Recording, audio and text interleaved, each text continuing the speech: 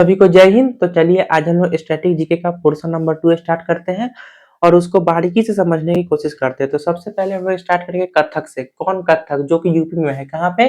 कथक कहाँ पे है? तो यूपी में हो जाएगा। और ये कथा के संस्कृत शब्द से लिया गया है। कौन? कथक। कथक जो है वो कथा के संस्कृत शब्द से लिया गया है। और ये जो डांस है कथक डांस, ये कथा पे आधारित है। मतलब कथा का मीनिंग होता है कहानी कहना। कौन? कथा का मीनिंग क्या हो जाएगा? कहानी कहना।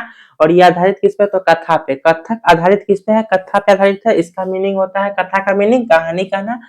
कथावाचक शब्द जो होते हैं, जो कथा कहता है, वो संगीत और नृत्य के माध्यम से जो प्रस्तुत करते हैं उसी को हम लोग कथक डांस कहते हैं। इस बात को भी ध्यान रखिएगा।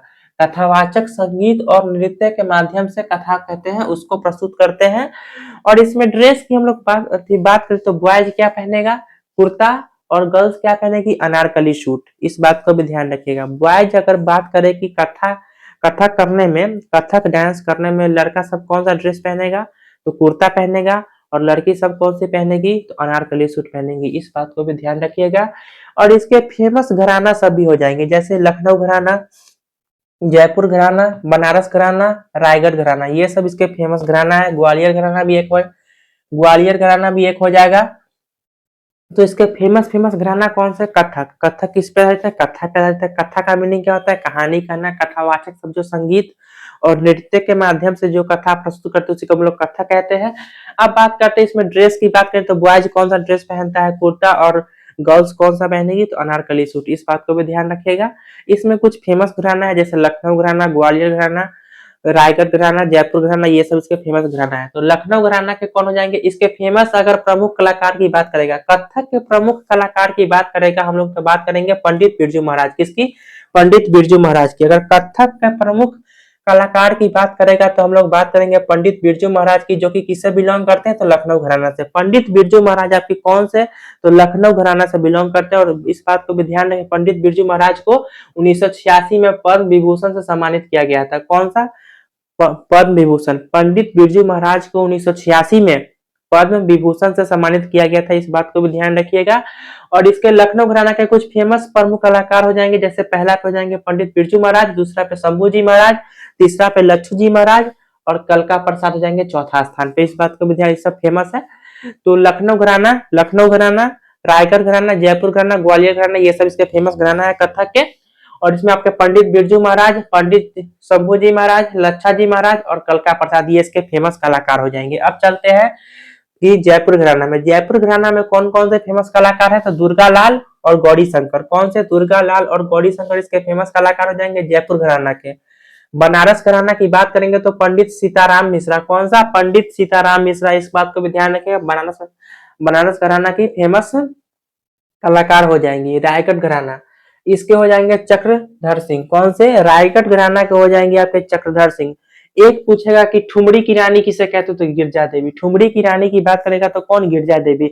ये फेमस है। ठुमरी की रानी कौन? तो गिरजा देवी। ठुमरी की रानी की बात करेंगे तो गिरजा देवी हो जाएगा। और सितारा देवी को हम लोग कथक क्वीन के नाम से भी जानते हैं। हम लोग सितारा देवी को कौन से? कथक क्वीन कहते हैं। सितारा देवी को हम लोग कथक क्वीन के नाम से भी जानते हैं।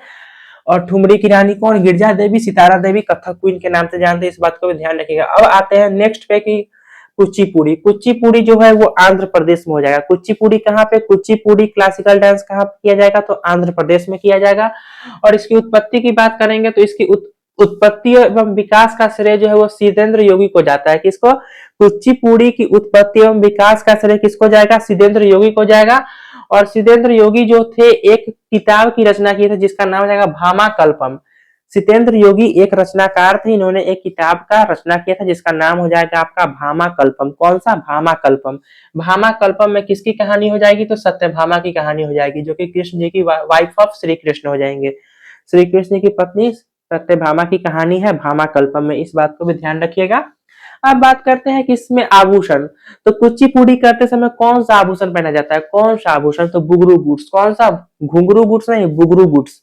कुचिपुड़ी करते समय आपको बुगरू गुड्स पहना जाता है। आभूषण कौन सा था? बुगरू गुड्स। कुचिपुड़ी डांस करते समय आप लोग कौन सा आभूषण पहनते हैं वो लोग?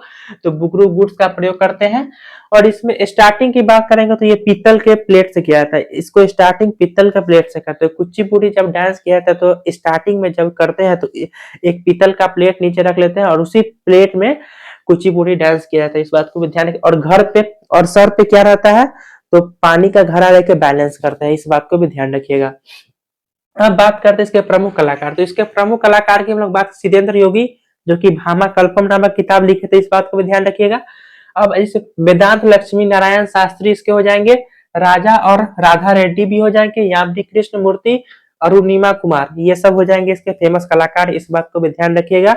तो कुचिपुड़ी आंध्र प्रदेश में उत्पत्ति किसने किया था? तो सिद्धेंद्र योगी ने किया था। इन्होंने कौन सा किताब लिखा था? तो भामा कल्पम, जिसमें किसकी कहानी हो जाएगी? तो सत्यभामा की कहानी हो जाएगी। इस बात को भी ध्यान रखिएगा। स्टार्टिंग किससे किया जाता है? तो पीतल के प्लेट से किया जाता है स्टार्टिंग। और इसके फेमस कलाकार की बात करेंगे तो सिद्धेंद्र योगी हो जाएंगे, लक्ष्मी नारायण शास्त्री हो जाएंगे, राजा और राधा रेड्डी हो जाएंगे, यामिनी कृष्ण मूर्ति हो जाएंगे और अरुणिमा कुमार इसके फेमस कलाकार हो जाएंगे। इस बात को भी ध्यान रखिएगा। अब बात करते हैं हम लोग उड़ीसा के बारे में। उड़ीसी क्लासिकल डांस जो है, उड़ीसी शास्त्रीय नृत्य जो है हम लोग की, उड़ीसी शास्त्रीय नृत्य जो है वो कहाँ पे है? उड़ीसा में।